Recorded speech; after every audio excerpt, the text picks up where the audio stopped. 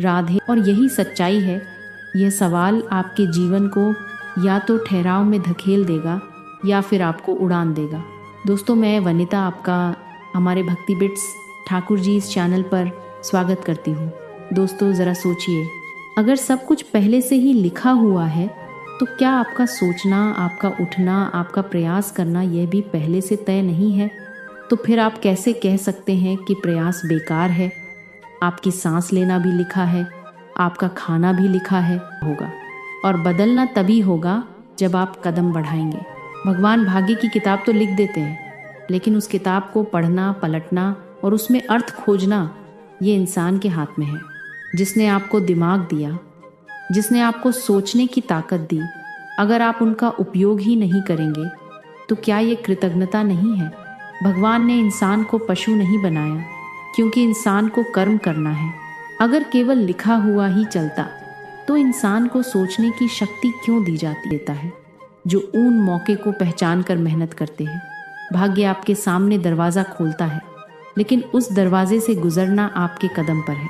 यही कारण है कि महापुरुषों ने हमेशा कहा, कर्म करो, फल की चिंता मत करो, क्योंकि फल भगवान का अधिकार है, लेकिन कर्म इंसान का धर्म है। आप यह मत सोचिए कि भाग्य और प्रयास अलग अलग चीज़ें हैं। ये दोनों एक ही सिक्के के दो पहलू हैं। भाग्य वही है जो आपके प्रयासों के कारण जागृत होता है। अगर सब कुछ तय था तो श्री कृष्ण क्यों कहते उठो? वो सीधे ही युद्ध का परिणाम सुना सकते थे, लेकिन उन्होंने अर्जुन को लड़ने का आदेश दिया। क्यों? उनकी लड़ना अर्जुन का प्रयास था और परिणाम भगवान पर था।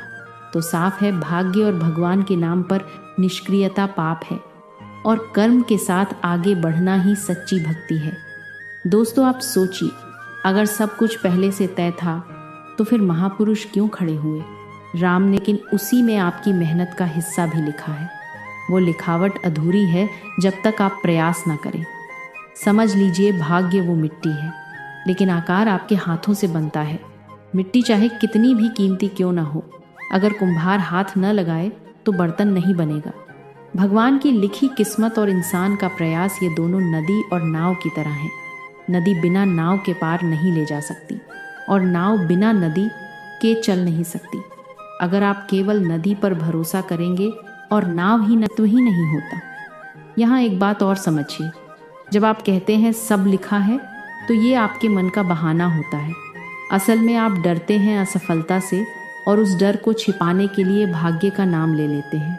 यह सच है, अगर आप साहसी हैं तो आप कभी भाग्य का बहाना नहीं बनाएंगे। आप प्रयास करेंगे और परिणाम भगवान पर छोड़ देंगे।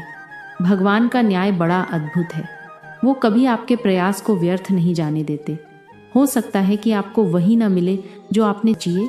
अगर कोई केवल बैठकर भगवान का नाम ले और कोई अपने कर्म से समाज को सुधार दे, किसे भगवान ज्यादा प्रिय मानेंगे? निश्चित ही उसे जिसने कर्म किया। भाग्य केवल उन पर मुस्कुराता है जो प्रयास करते हैं। भाग्य उस बहानेबाज पर कभी मेहरबान नहीं होता जो कहता है सब पहले ही तय है तो मैं क्या करूं। वो कहावत याद रखिए, भगवान उसी की मदद करता है जो खुद की मदद करता है। ये केवल कहावत नहीं, जीवन का नियम है।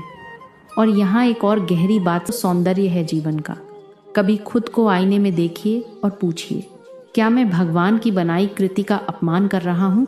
उन्होंने मुझे बुद्धि दी, ताकत दी, कर्म करने की शक्ति दी और मैं केवल बैठे बैठे भाग्य का नाम ले रहा हूँ। अगर हाँ, तो समझ लीजिए आप अपने ईश्वर से दूरी बना रहे हैं। भगवान कभी किसी से ये नहीं कहते कि तू मत कर, मैं सब कर दूंगा। भगवान हमेशा यही कहते हैं, तू आगे बढ़, मैं तेरे साथ हूँ।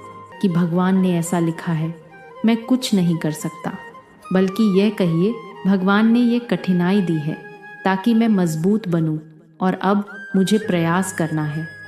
यही सोच आपको ऊपर उठाएगी।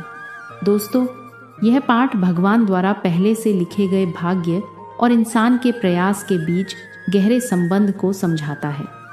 इसमें कहा गया है कि यदि सब कुछ पहले से लिखा है तो भी प्रयास करना आवश्यक है, क्योंकि प्रयास भी भाग्य का हिस्सा है। आप प्रयास कीजिए और फिर देखिए भगवान आपके भाग्य को कैसे बदलते हैं।